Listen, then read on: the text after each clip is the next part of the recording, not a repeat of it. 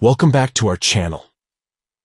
In today's video, we'll guide you through the process of enabling reliable notifications when Telegram is shut down. Have you ever missed important notifications on Telegram because the app was closed?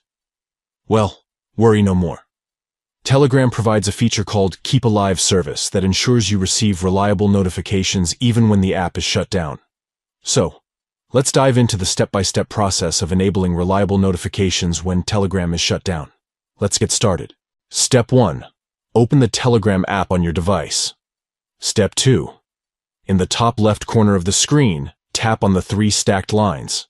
This will open the menu options. Step 3. From the menu, select Notification and Sounds. Scroll down to explore additional notification settings. Step 4.